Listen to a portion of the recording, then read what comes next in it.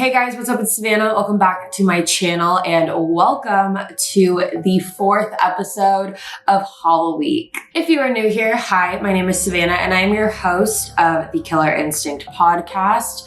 Make sure you go ahead and hit that subscribe button. That way you never miss an episode. We post weekly every Wednesday on the podcast and every Thursday here on YouTube. Now for this episode of HALLOWEEK, we are diving into one of my most highly requested cases ever, and that is the update on the Zodiac Killer. Now, before Killer Instinct ever even existed, I did a video on the Zodiac Killer that is still up on my channel. I did it about a couple years ago, and if you are unfamiliar, there has been some new updates in this case. And now, while we don't know whether or not these are factual updates, because everything does seem very circumstantial right now, you guys were really wanting an update on this case, so here we are to do that today. Today, I'm going to walk you through why people believe the Zodiac Killer case has been solved. I'm going to walk you through what new developments there are. I'm going to walk you through all of it.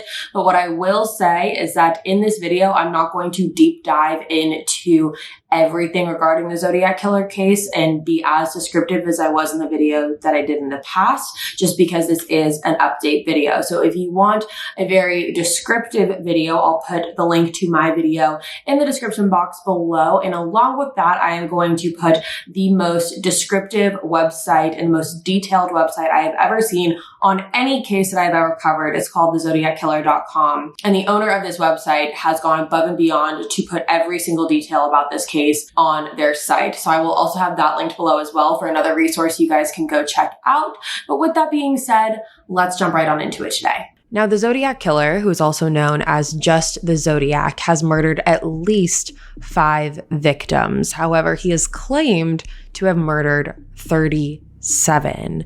Now, the Zodiac is so notorious because he did something that we don't often see in serial killers. Oftentimes, serial killers will make their presence known. They will let you know that they were the result of a murder. However, they'll never usually go to the extent and the length that the Zodiac Killer did. What the Zodiac Killer did is he left a series of taunting letters that he would write in to different newspaper outlets. He wrote in to the Vallejo Times, he wrote in to the San Francisco Chronicle, and he also wrote into the Los Angeles Times during the time period of 1969 and 1974. In his letters, he would often take credit for different murders that he said he committed, as well as taunt police by saying that they would never ever catch him. The Zodiac's first known murder occurred on December 20th, 1968 in Benicia, California, when teenagers Betty Lou Jensen and David Faraday were out on their very first date at a Lover's Lane spot along Lake Herman Road. Both of them were sitting in their car when an unknown suspect approached them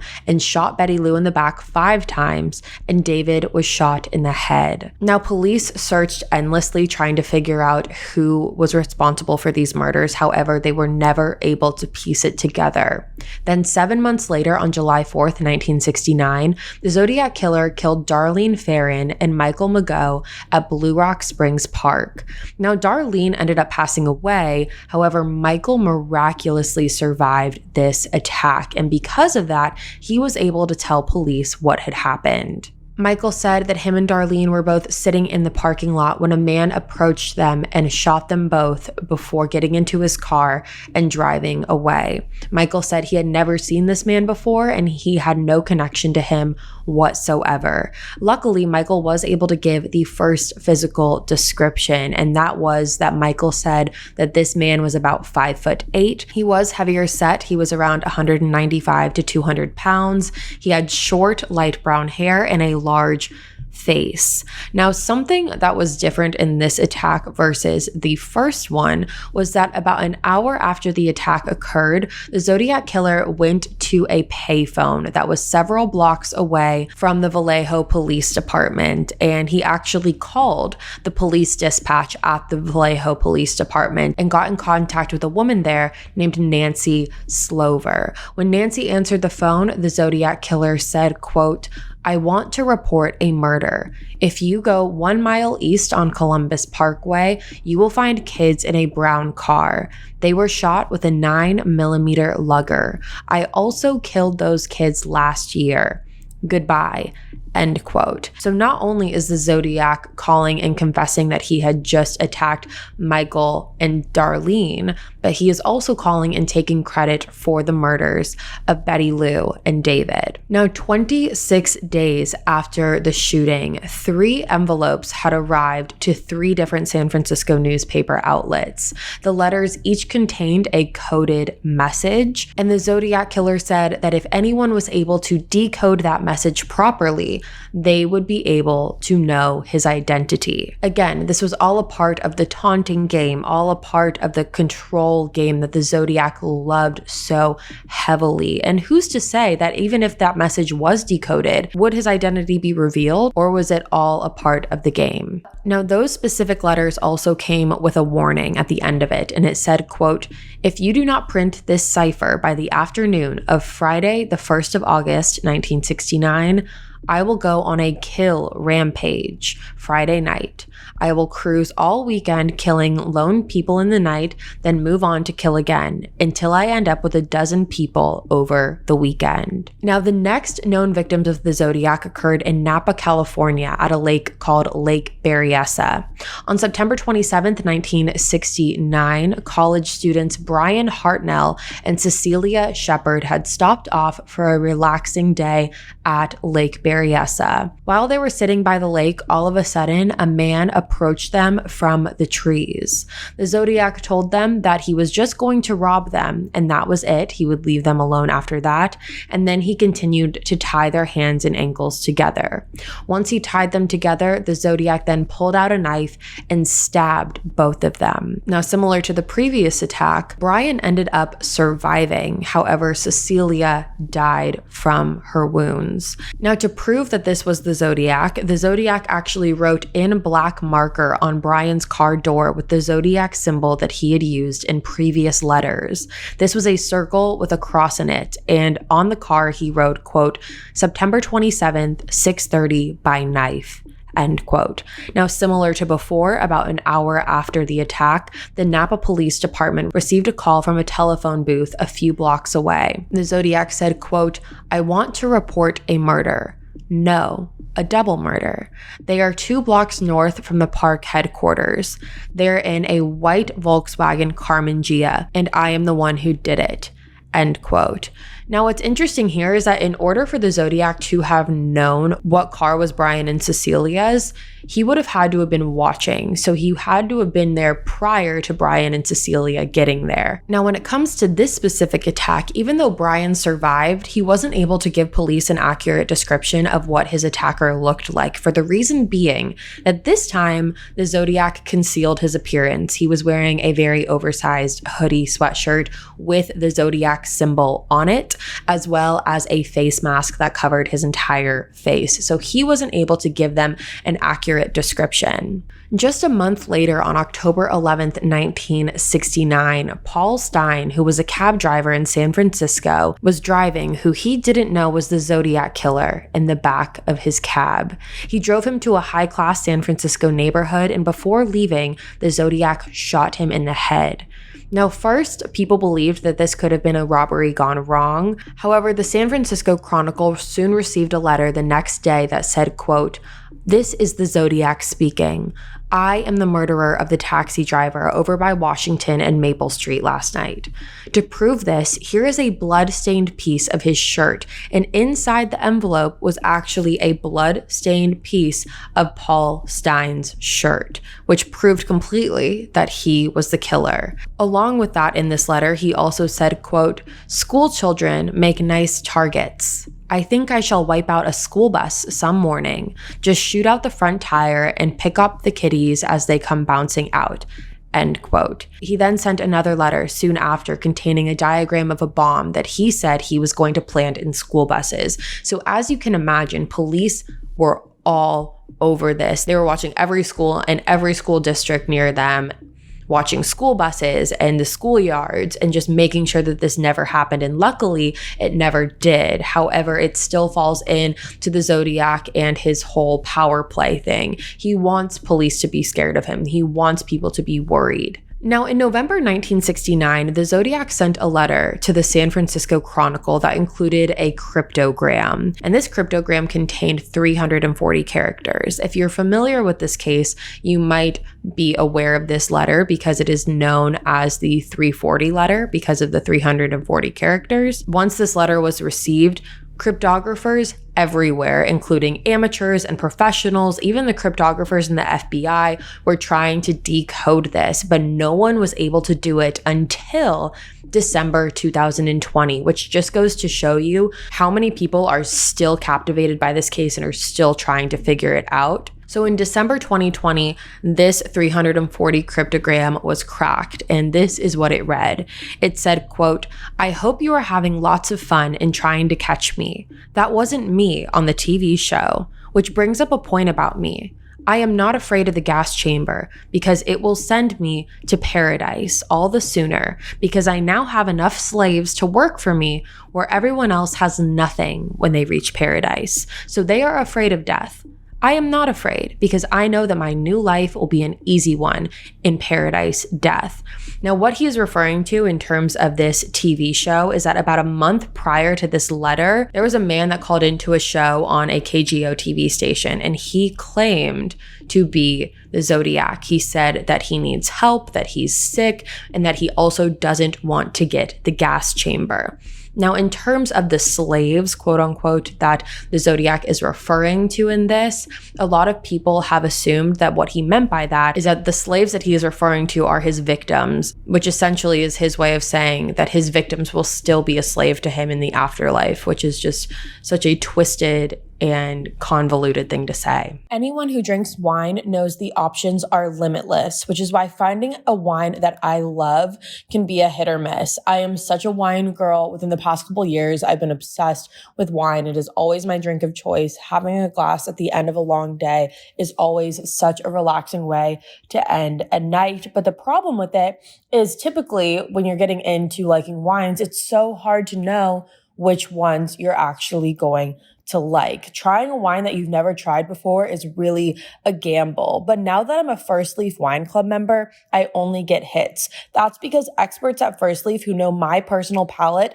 send wines that I love right to my door. And there's always something new to discover. Firstleaf is a wine club that curates and ships wines that are perfect for you. And since they work with renowned winemakers all over the world, there's virtually no limit of the variety of wines you get to try. Not only does Firstleaf introduce you to a ton of new wine, each box gets better. And when you rate the wine you receive, Firstleaf learns more about your palate. Once you sign up with Firstleaf, you're going to take a really fun quiz. It's basically just going to give the winemakers the ability to curate a selection that is best fit for you. And the quiz itself, you guys, is actually really fun. And Firstleaf works directly with winemakers, which means you get incredible wine 60% off retail.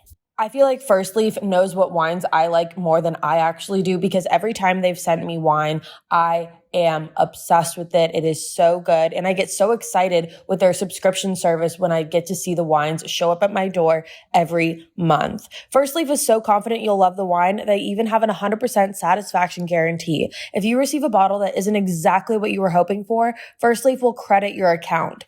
Join today and you'll get 6 bottles of wine for $29.95 and free shipping. Just go to tryfirstleaf.com/killer. That's 6 bottles of wine for $29.95 and free shipping. You guys, this is a no-brainer. Tryfirstleaf.com/killer. Now, on March 22nd, 1971, the San Francisco Chronicle received a letter that was directed to their editor named Paul Avery from someone who claimed to be the Zodiac.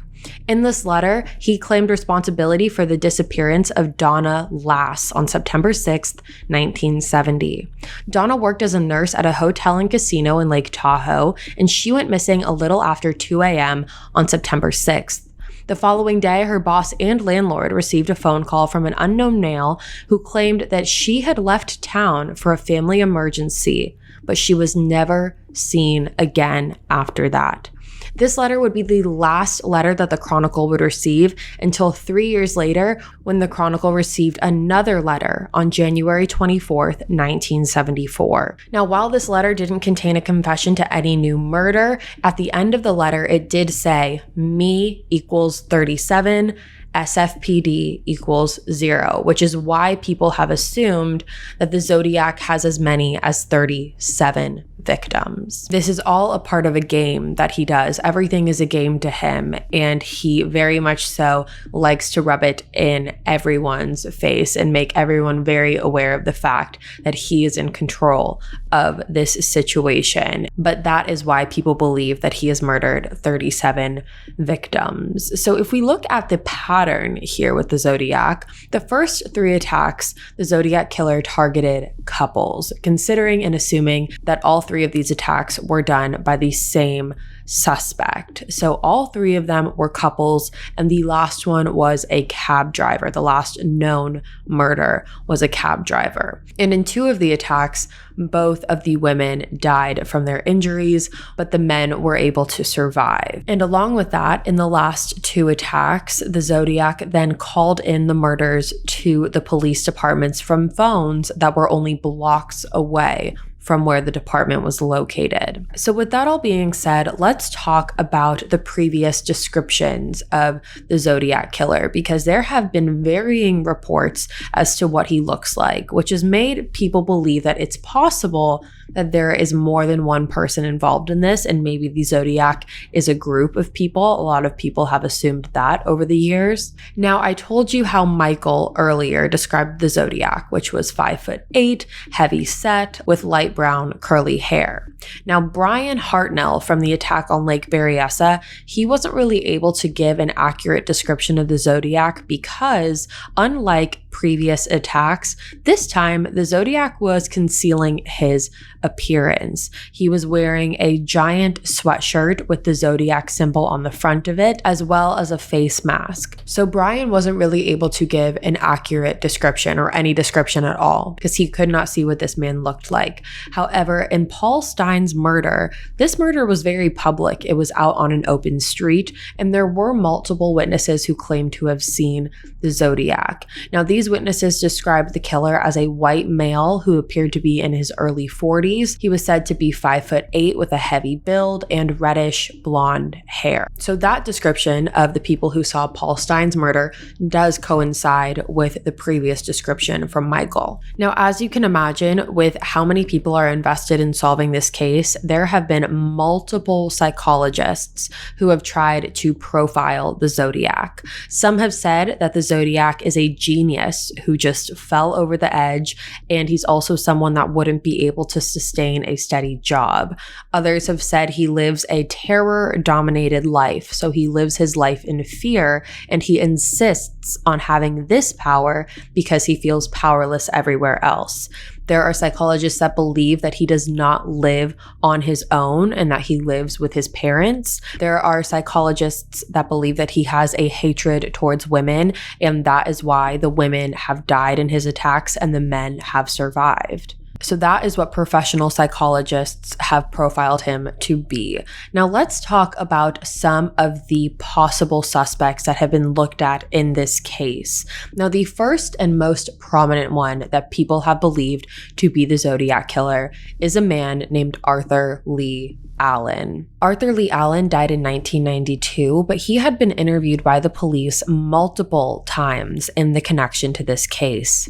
Arthur was always looked at purely based off of circumstantial evidence. He was reported to be in the area of Lake Berryessa during the time of the attack of Cecilia and Brian. However, according to him, he was scuba diving that day at Salt Point. In 1971, Arthur's friends came forward and said that Arthur talked a lot about his desire to kill people, and he also went by the nickname of the Zodiac. In 1974, Arthur was arrested for sexually assaulting a 12-year-old boy, and he served 2 years in prison after pleading guilty. Arthur did live at home with his parents, which matched one of the psychologist's profiles. However, he didn't necessarily match the physical descriptions that have been given.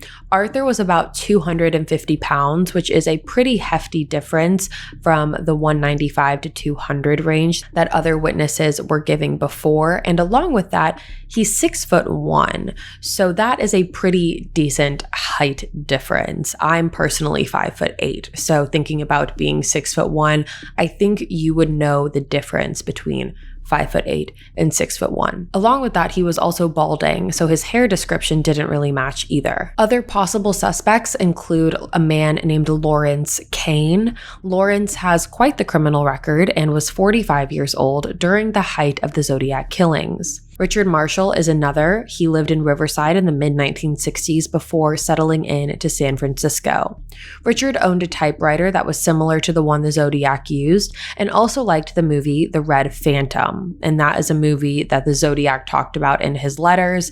And Richard was interviewed, however, he denied being the Zodiac. And having the same typewriter and liking the same movie is not enough evidence to point someone to being a killer of this scale. Richard Gaikowski is also another. He wrote for the Good Times newspaper and an anti-police and pro-violence newspaper in San Francisco, and he also used similar words and phrases like the Zodiac did in his letters. However, again, that's not enough evidence to prove that he is the Zodiac. Now, as far as developments in this case, I talked about how in 2020, the 340 cryptogram was translated and decoded. Now, in 2018, the Vallejo Police Department did say that they were going to try and retrieve DNA from the envelopes that the Zodiac sent, and how they were going to do that was through the stamps. They thought maybe it was a possibility that they could get DNA from the stamps if he had licked the stamp or if he had touched the stamp. However, that was in 2018, and to this day, we have not heard anything about that. What we do know is that the Zodiac did talk about how in one of his letters, the reason that no one was able to find DNA was because he put glue on his fingertips. So he is going above and beyond to make sure he doesn't get caught, while simultaneously taunting the people that are trying to find him along the way. Now, clearly, if we haven't heard anything yet, my guess is that there is no DNA on those stamps, whether or not he used the glue trick or was wearing gloves, but we just don't know.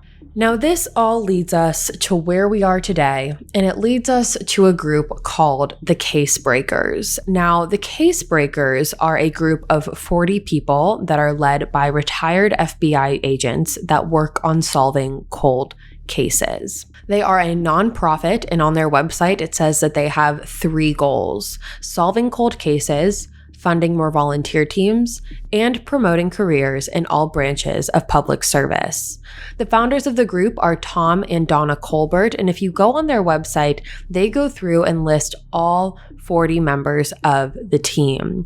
Their team includes private investigators, forensic experts, consultants, federal agents, and law professors. And within the past month, they have come forward and said that they believe that they have cracked the Zodiac Killer case and that they know who the Zodiac Killer is. And it is not any of those men that I just named. The Case Breakers and forensic experts believe that a man named Gary F. Post is a very strong suspect. Now, the reason they believe this is because they have connected Gary with the 1966 death of a woman named Sherry Jo Bates. Now, Sherry Bates is a woman that is believed to have been murdered by the Zodiac Killer for multiple reasons. Sherry was 18 years old when she was stabbed to death at Riverside County College on October 30th, 1966. And if the Zodiac Killer did murder Sherry, it's possible that she would have been his first victim. Now, some of the reasons it's believed that they are linked is because at the Riverside Community College, it was discovered that on one of the desks in the library, someone had written a poem into the desk, like engraved a poem into the desk. And this poem was about assaulting women with a knife, which is just very coincidental considering that is how Sherry died. However, more than that, on March 13th, 1971, the Zodiac Killer wrote in a letter to the LA Times, and in this letter, he took credit for Sherry's murder. He said, quote, "I do have to give the police credit for stumbling across my Riverside activity, but they are only finding the easy ones. There is a hell of a lot more down there." End quote. Now, the case breakers believe that the Riverside police is refusing to do a DNA comparison between Sherry and Gary. The case breakers say that Gary's DNA is being held at the Vallejo Police Department, and the Riverside police are not wanting to see if it could be a match, meaning they don't want to see if Gary's DNA is on Sherry. Now, the Riverside Police Department is very adamant on the fact that they do not believe that Sherry's death was a result of the Zodiac Killer. They haven't come forward and necessarily said why they don't believe it. However, they still say that they don't believe that the Zodiac killed Sherry. Now, here is what we know about Gary. Gary was actually convicted of pushing his wife Mary down the stairs of their home in Groveland, California in February 2016. However, he was found incompetent to stand trial. Now, Mary luckily survived. She was 75 years old. However, Gary and his wife reportedly had a very terrible relationship. He was apparently very abusive towards her and would make her sleep on the couch. Now, Gary's neighbor actually has come forward since this and said that she believes that he was the Zodiac Killer. The neighbor claims that Gary would take her target shooting about 5 times a week. And she also claimed that when speaking to his wife, Mary, after all of this, Mary told this neighbor that she wished she would have told police about his past sooner.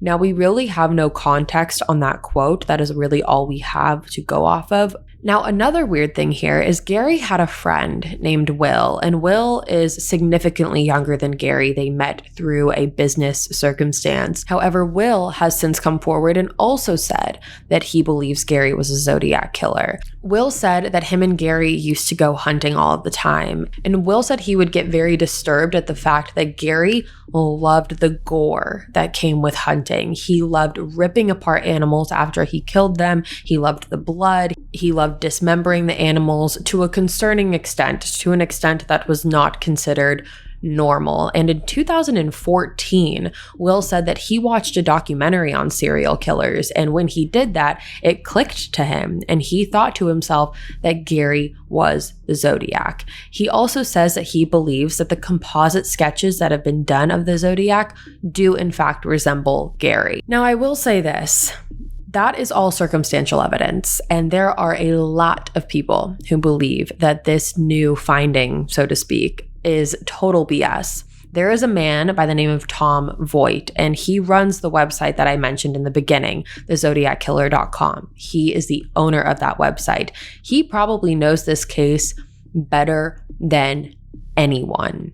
And he says that this new finding is absolutely trash. He said that he doesn't even know why the media ran with this. There's no evidence to prove that Gary is the Zodiac. And in fact, it's very damaging to the reputation of the case for them to come out and make a claim like this. Now, the Riverside Police Department also said that they do not believe that it is Gary, and they don't believe that Sherry's death was a result of the Zodiac. Now, is it possible that Gary did kill Sherry, but he's not the Zodiac? Yes. Is it possible that Gary is the Zodiac and he did kill Sherry? Yes.